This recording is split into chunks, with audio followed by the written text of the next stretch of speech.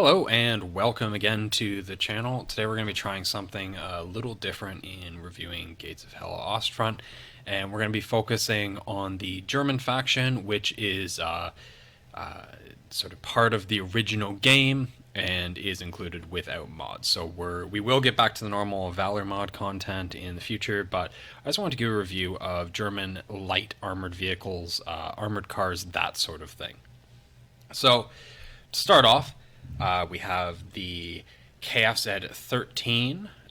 This is sort of the first armored car that you can get with the Germans. It's honestly, I think it might be the worst armored vehicle in the game, and I know that's a big claim. But when you look at it, okay, so the armor 8, it's enough to not worry about small arms, rifles, submachine guns, things like that. But just. And the armor for the gunner is essentially this gun shield up top. So it's actually directional. If you're not facing in the direction of the incoming fire, you're vulnerable, and the driver's head actually does poke out of the top of the armored sort of tub of the car. So basically infantry can take it out with well-placed shots, and like all wheeled vehicles, you are vulnerable to getting a puncture. So try to evolve beyond it as soon as you can. It's better than nothing, but I guess it's an okay way to get a machine gun somewhere. That's about it. One of the best actual angles you can get with this, oddly, is to approach rear on, because then you actually are shielding your driver a little bit better. And to be honest, the armor at the rear versus the front isn't really enough to actually make a difference, in my opinion. So not a very good armored car, but it is the first one you can get, so do try to get around it. Now, this is the KFZ 14 Command, essentially the same thing, but with binoculars. This I can see is a little more useful in conquest battles, as it basically gets your officer or an observer somewhere with a little bit of protection rather than just having a unprotected guy. That being said, you are going to be more vulnerable, more visible, not able to take advantage of cover. Don't really recommend. You have the PZSPWP204F, so basically the captured French Panhard armored car. Now, this has a decent amount of armor, basically 5 to 20, still quite lightly armored, but good against small arms, and it does give you the 2.5 centimeter squeeze bore anti-tank gun and a coaxial machine gun, the MG31. So actually a quite good machine gun. I prefer it over the MG34, but quite maneuverable, quite quick. There is a railroad version as well, though I'm not sure you can take that in Conquest. And good armored car, highly mobile, good early on. It will be effective against armored vehicles, and that coaxial does do well against infantry. So a few of these are great for sort of scouting, getting around, the flanks into the rear, things like that. But it's not going to be the most potent, especially later on when you have more powerful enemy vehicles. The SDKFZ 221, so reasonably protected, about the same armor as the previous one, up to 15. So good against small arms, but that's about it. Quite lightly armored, though it is extremely maneuverable with a good high speed. It's technically open topped, but that's all right. So good to sort of get around, good as a mobile machine gun, and you are essentially impervious to small arms coming in, though you got to worry about anti-tank rifles, any real anti-tank weapon. But a good thing to sort of get a machine gun around, and it is relatively compact on the defensive. You can dig these in, and it's essentially just a pillbox, so worth taking in my opinion. And if you're playing an army opposing the Germans, then you can capture these, and there's really quite a lot of them around, so you can capture them, and they make a good addition. SDKFZ 222, Offs A, sorry for my pronunciation, but you have a 20 millimeter autocannon and a coaxial MG34. So that does give you a pretty respectable anti-armor capability, and you will be able to shred infantry, especially early on. Lighter armor, so good as a scout vehicle, good to sort of beetle around the enemy's rear, but you are still quite vulnerable. Now you are a little bit less maneuverable with speed of 80 on the 221 and 70 on the 222, but that's all right. I think it's a good trade-off with the firepower that you get. STKF said 231, so now you have the 8-wheeled armored car, essentially the same armament as before, but actually slightly worse armor on it, though you are a little bit quicker. So, you know, it's reasonable. Honestly, take the 222 over this because the difference in speed, I think, doesn't really matter. And this is, you know, it's slightly more cumbersome, and it's a larger vehicle, so a larger target. But not bad. You know, essentially you are dealing with something that has the same armament as the Panzer II, but a little bit less armor, more maneuverable. So don't use them as a tank, though. But good for the infantry support role, good for scouting. And the 2341, so essentially the same armament, but it is open topped, and you do have a lot more armor. So that's actually a quite effective vehicle. And now you have the MG42, which I do think is a better weapon than the MG34 in the vehicle role. So pretty good, very maneuverable. Now you actually have a decent amount of armor for an armored car, so you can start sort of not being as worried about anti-tank rifles, things like that, at least at normal range, and it does give you the same loadout, which is pretty effective. So now moving on, sort of arguably the best German armored car, the Puma, or the 234. So you do have a 50 millimeter anti-tank gun with coaxial MG42 and up to 30 millimeters of hull armor, so not bad. You are still going to be pretty vulnerable, and I think these, you know, maybe have a bit of a overinflated reputation.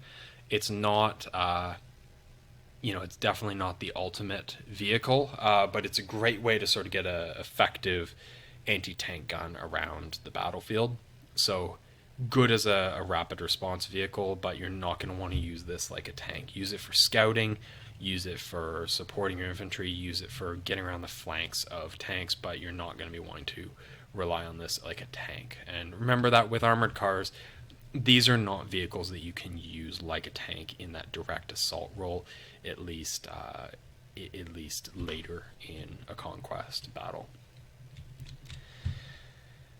All right, now we have essentially the same vehicle as two before, so the 234 with a 75 millimeter short-barreled gun, so similar to what you see on some of the earlier Panzer IVs. So that's quite a potent anti-infantry gun. It does give you a high explosive anti-tank round as well. So, you know, reasonable as a quick reaction vehicle, reasonable as a scouting vehicle, though it is in a fixed mount. So you're going to want to be, you know, using it more of an ambush weapon or something you can get around the flanks of enemy armor. Good in a almost like a light assault gun role, though you are going to be worried about the relative, you know, light armor and the wheels getting shot out. So not bad if you want to go the armored car route. Next one, the SDKFZ 234. Sorry for the joke. And this has the long-barreled 75 millimeter gun, so a very potent anti-tank gun. And to be honest, good tank destroyer. So you're going to have a good anti-tank gun that's very maneuverable. Enough armor to not worry about small arms, but it's really a great way to get a anti-tank gun anywhere on the battlefield. Quick, good for rapid response, good if it's dug in to just kind of have as a defensive weapon. Its maneuverability, you know, you can be a little more flexible, you can be a little more offensive with it, but be very careful. It's going to be quite vulnerable, but the speed is definitely going to help you. So don't use it again in the place of tanks, but as a tank destroyer, it's a great option. And most tank destroyers don't actually have great armor anyway, compared to tanks, so definitely worth taking in my opinion. So going on to some more half-track based armored vehicles.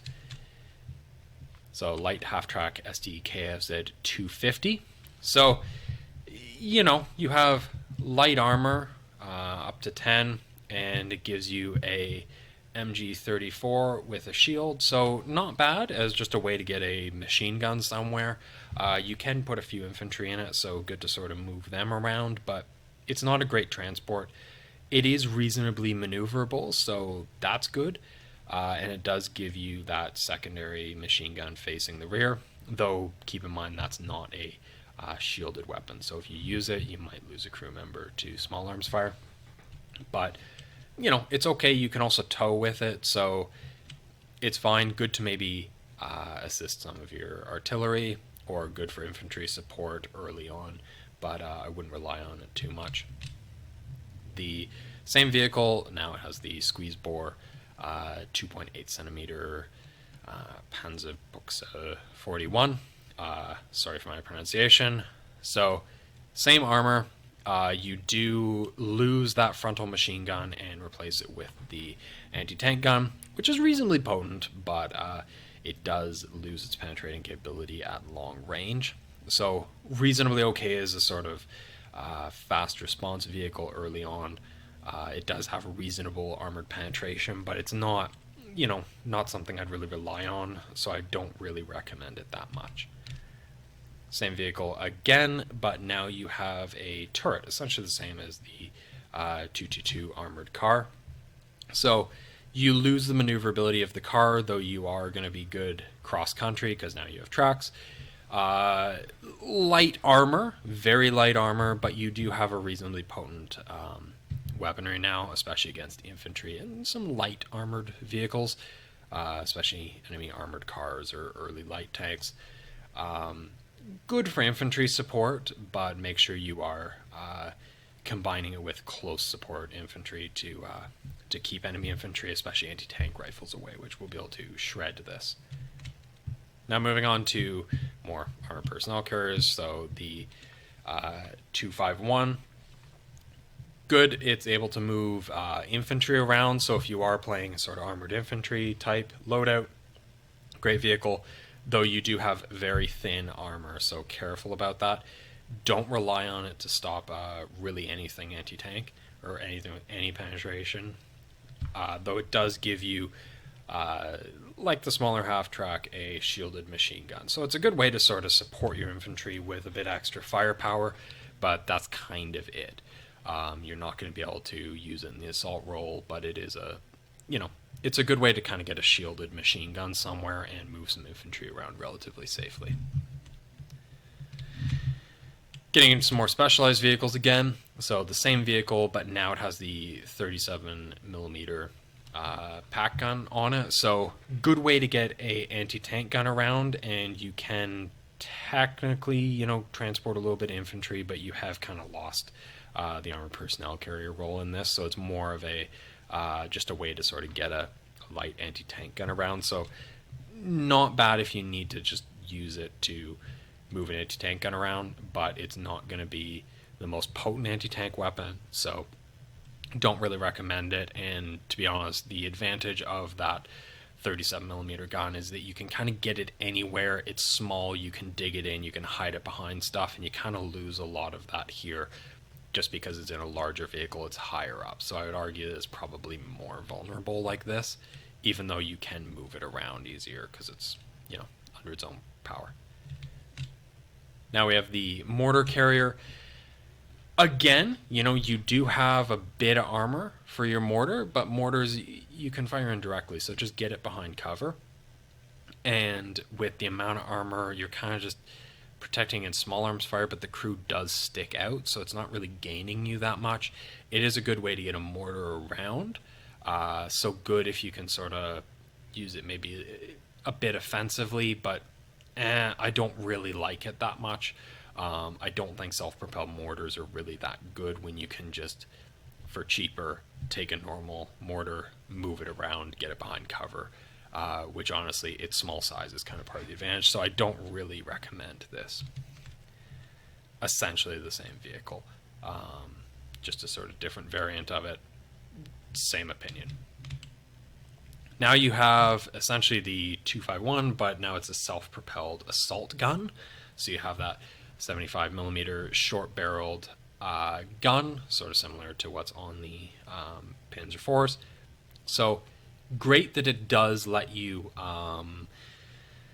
take a pretty potent high explosive round somewhere. So you are going to be good to support infantry with this. It's going to be really effective against emplacements, things like that.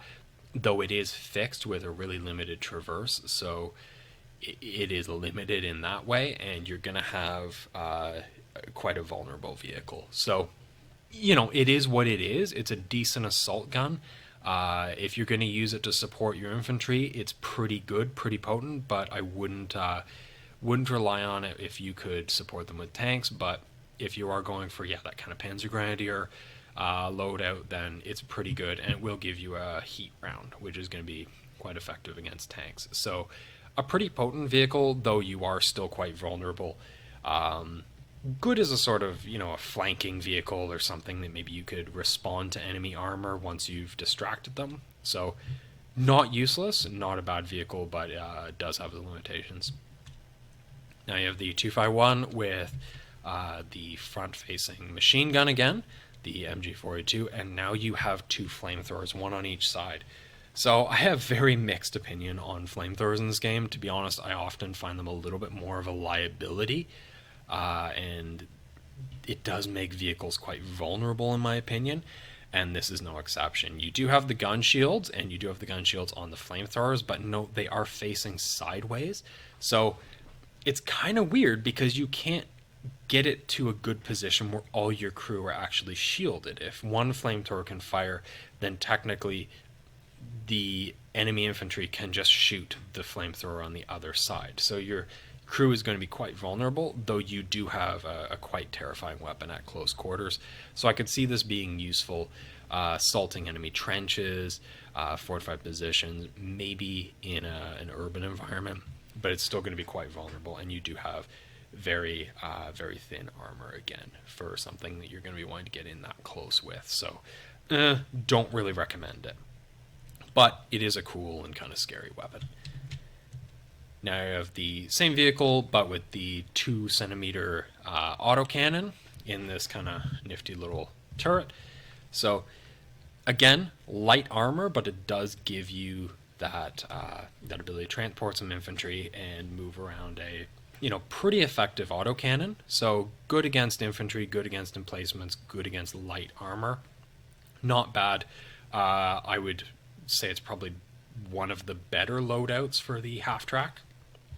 I don't really think the Halftrack is going to be that great as a tank destroyer, to be honest, unless you are using something like the long-barreled 75, which does give you a lot more range. But this is actually one of the better loadouts for it, I think. So same vehicle, but now you have essentially the rockets on the side. So 28 centimeter 28 centimeter rockets. Sorry for the joke again. Very light armor. So essentially now this is a way just to get a rocket launcher around. It's basically the Nebelwerfer strapped to a Halftrack, so I would not be using this as an assault vehicle. To be honest, I don't really think it's the best way to use a quite potent rocket weapon, because you're not really going to be wanting to direct fire this. You want to use that range to sort of keep them off. You're not armored enough to really be using it that aggressively, and why you have the range. So I can see why it's useful to sort of get the rockets around somewhere, and then you do have a good infantry support vehicle afterwards. So I can see its utility, but to be honest, it's not my favorite. Use just the normal Nebelwerfer, or use some of the other versions of it that are available to the Germans. So it's okay. It does still give you the machine gun. Not the worst variant, but has its downsides, and you are still quite thinly armored. The 15 millimeter drilling version, so it gives you 3 essentially heavy machine guns. This is really quite potent. You are open top, so you're going to be vulnerable, but you do have a crap ton of firepower against infantry, and a little bit of penetration. They are heavy machine guns against light armored and soft skinned vehicles, so do recommend this one.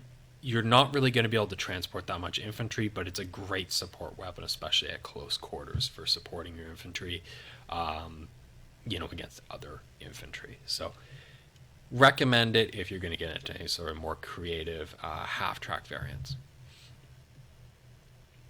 The 251 with the 75 millimeter pack, like I talked about before, great way to sort of get a anti-tank gun around the battlefield. You are a little more vulnerable because you are going to be higher up, but if you can dig this in, it's just a mobile way to get a pretty potent anti-tank weapon around.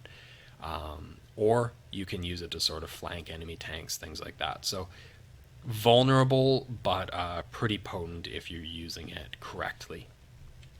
Now getting into the STKFZ 7. This is with the quad mount flak Vierling. Apologies for pronunciation.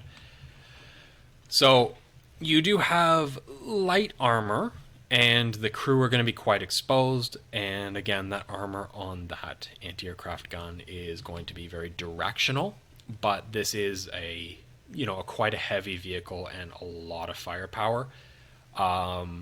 If you can use this correctly, I would kind of, emplace it somewhere, use it defensively as a way to basically get a quite heavy quad mount gun around the battlefield rather than trying to use it offensively. But it's going to have a lot of firepower despite having quite weak armor. So hard to use effectively, but I think you can really... if you dig it in, use it kind of as an ambush or to cover open ground, this is going to be absolutely deadly. And then against any incoming attack aircraft, it's going to also be quite deadly. So not bad, but hard to use.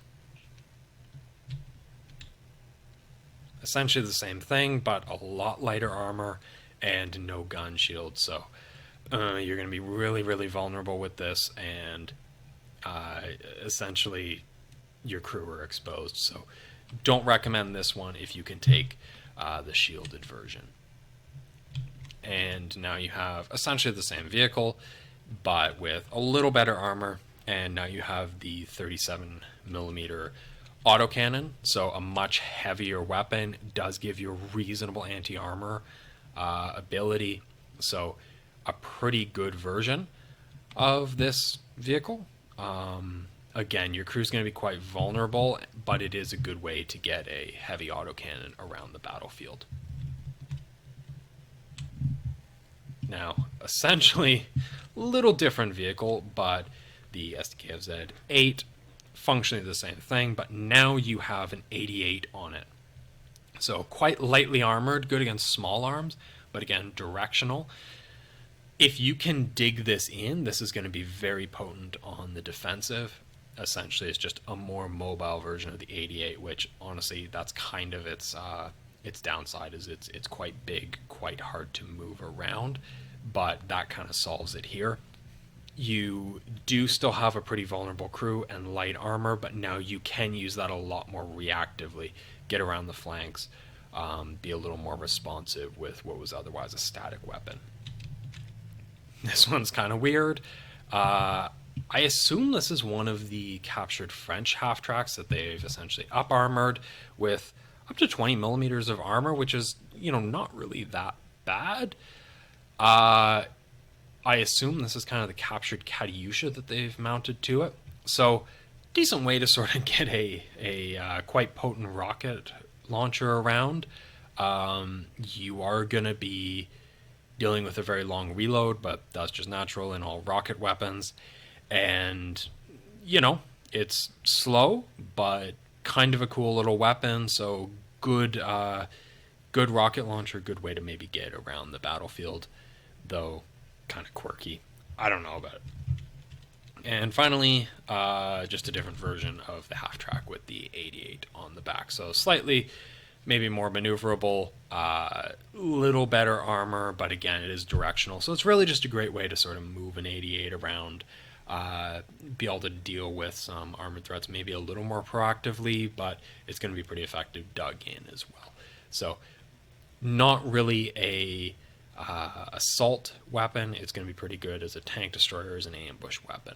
That's about it. So anyways, here is the wide variety of vehicles available to the Germans. The Germans do have one of the most diverse, broad army lists in the game.